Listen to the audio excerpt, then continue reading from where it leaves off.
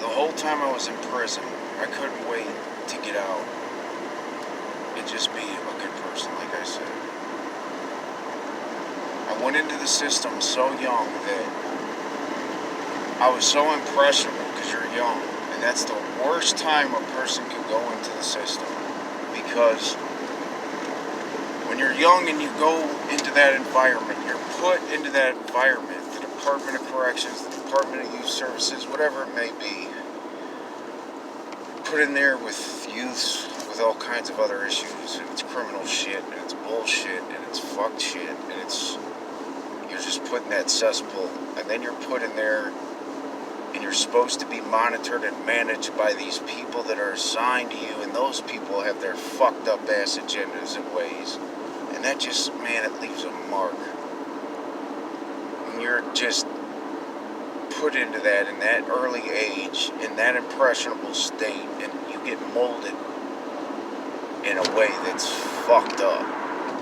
And I don't care what system or program they try to put into place with that. When you're young and in a juvenile, incarceration, get taken from your family, get put into that environment, it just don't come out. It puts you on a path, and I got set on a path. It was drugs, alcohol, whatever, and it all leads to being an addict in that lifestyle and consequences. And hardly any of us ever come out of it. And we did. We have. We have. Yes, we have. We are every day. And that's the most fucked up part about my conditions and my mentality is I don't recognize sometimes the blessings that are just so clear and bright in my face. Because there was a time I was in a box by myself, isolated, being treated like an animal. Yeah. Harassed, laughed at, taunted. You're not gonna do this, you're not gonna do that, you're a piece of shit, fuck you, inmate, get it yourself, ha ha. So then I start drawing. As it means to deal with the fucking anxieties and the monster in my head. So I have to use the energy for something, so I put the fucking pencil to paper as a means of something to do. And it evolved over time. And then the whole time that process is running alongside of whatever kind of lifestyle I got into in there. Gangs. You want to talk about racial discrimination? Okay.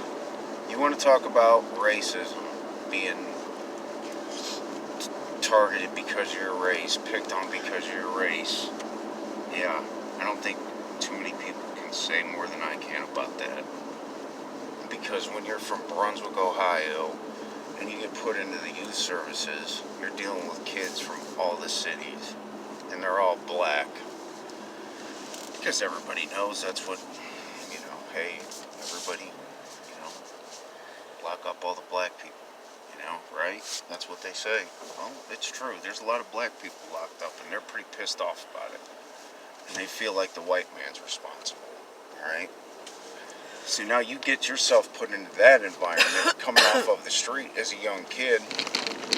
Hey man, I was listening to Eazy-E and all that shit, hey. Cleveland kids used to come into Brunswick and they had that urban lifestyle thing going on. White kids were starting to wear black clothes, all that stuff, hanging them off their pants.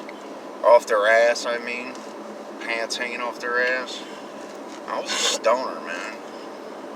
I was Metallica, chain wallet, Slayer shirt, shaved head, fuck you, combat boots. So there was a clash. So when I went into the youth services, Cuyahoga Hills, Mohican, all these Cleveland kids, man, the fucking white ones wanted to be black, wish they were. And then if you were just white and from a rural place and not a city kid, you were the fucking white boy, this, that, and the other, because then whatever other white kids you were locked up with were playing black and, trying to be black and fit in their defense mechanism, whatever. I never did that. That's that's not who I was. So yeah, you know, get your boots laced, buddy. It wasn't fun, you know. So yeah, want to talk about it? I've been through it, you know. It's not fair. I was targeted just because I was white and I was in a different environment, you know. I had to take the jumpings, the ass whoopings, all that, and I did. And I gave some too, but I never ran from any. Alright? And no, I don't hate nobody. But when you get put into prison, it's different. Everything becomes about race then. Okay? It's unfortunate what I see out here now.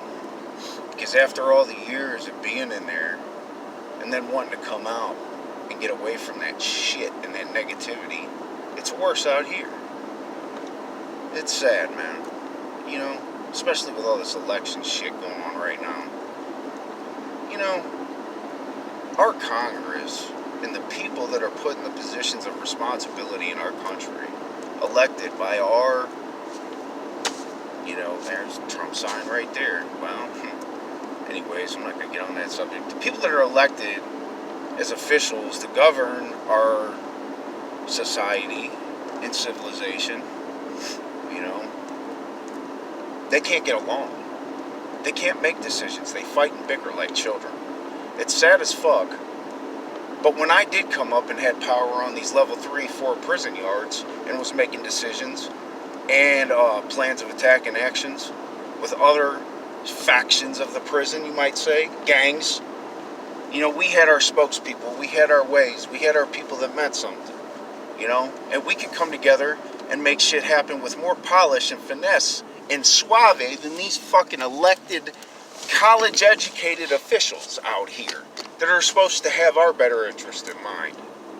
Pretty sad. Back to the race shit. So, yeah.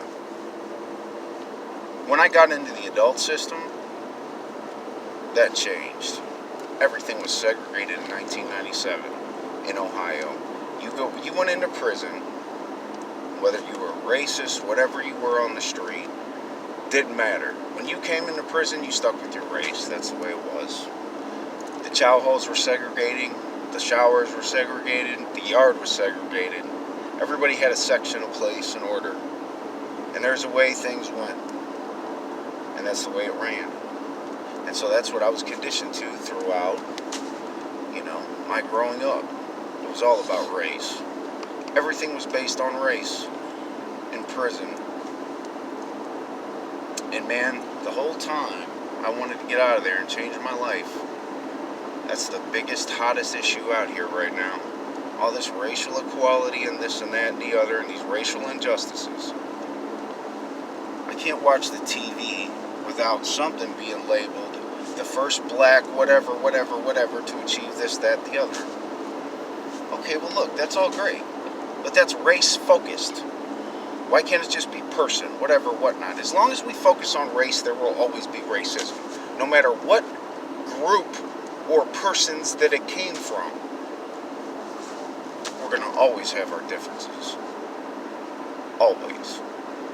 And because that, we'll have our biases. Always.